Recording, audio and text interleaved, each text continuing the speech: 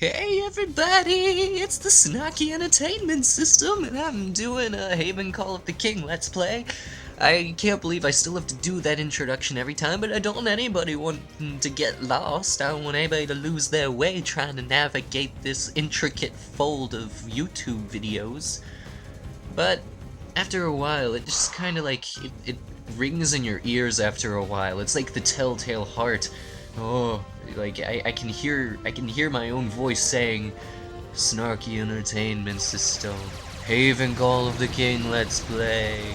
I can't go to sleep without it infesting my dreams. All I can hear is my own voice, and I'm just like, oh god, get my own voice out of my head. Cause you know how like every time you hear yourself talking out loud and you don't hear anything weird, and then like you hear your like recorded voice and you're like, what the fuck kind of alien creature am I? Because you sound different. I don't know why that is. I don't know why we can't hear ourselves for what we truly are, like normal. But I guess we can never really truly see ourselves for who we are. I mean, you know, are we all just monsters? Are we human, or are we dancer?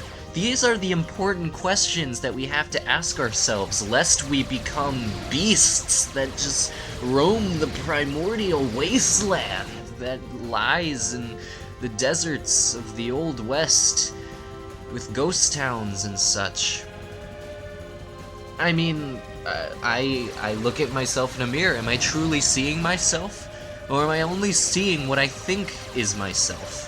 When I look at other people, am I actually seeing the shape of a human person, or am I seeing something that only resembles what I think a human looks like in my head? When I look in an anatomy textbook, am I seeing the same thing that other people are seeing? How can I completely verify? I mean, we can specify the dimensions of something, but then what if these dimensions are different to every single person who sees them and who measures them? I mean, who's to say that a meter in my mind is completely different than what you see as a meter? What if a foot is not the size of a foot, but instead it is the length of my entire body?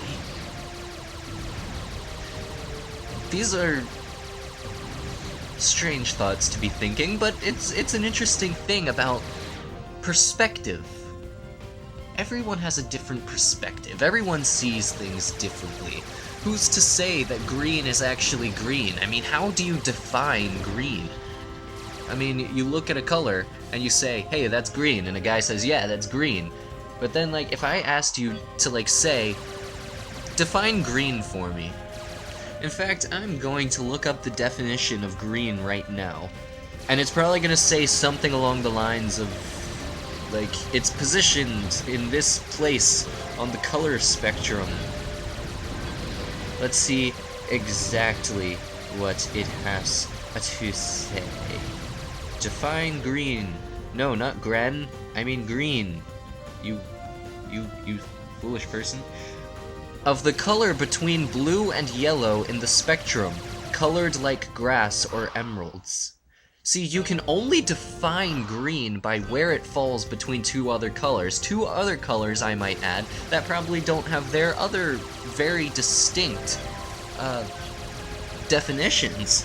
And you can say this color's shown in these things, like grass is green, emeralds are green, but then again, you can't say what exactly is green. For all I know, red might be green. We all might be seeing something that's red, but our eyes make us think that it's green. We could see something that is brown, and our eyes could be telling us that it's white. Now sure, there's all this scientific basis that shows what is green, what is red, what is white, what is black, blah blah blah blah blah. But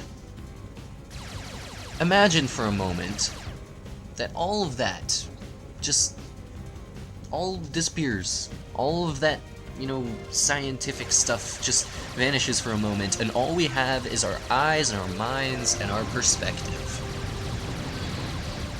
I mean, colorblind people. What if the colorblind people are the only ones who can really truly see? What if those are the ones who really know what green looks like? My dad is colorblind. Anytime he sees something that everyone else sees as green, He thinks it's brown.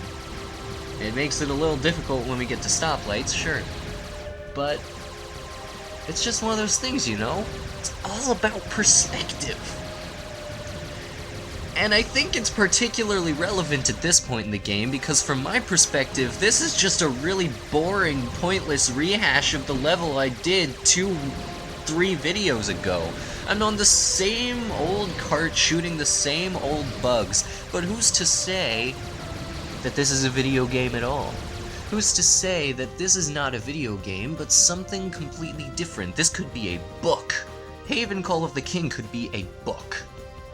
I just see it as a video game. We see everything and everywhere, but do we really see? Keeping the Xenos away. We were most fortunate not to see the Queen. Yeah, she's like bad. Yeah. I think I'm looking a little Guess you too want your deeply into spacecraft this. now, huh, bro? Dude, What is it, Will? looks like the Will. Xenos have tunneled under the village. The alien No way. named Will They're gonna be pouring out of that hole any minute. looks like Hopper so from bogus. Bug's Life, I'm afraid and his we need name your is help once more, dude. Will. I know, and if I help you, I get to use your most bodacious spaceship. So now Haven has to be the savior of the entire planet. He jumps into the hole, and I will pick up from there next time. Thanks for watching and putting up with my comments. See ya.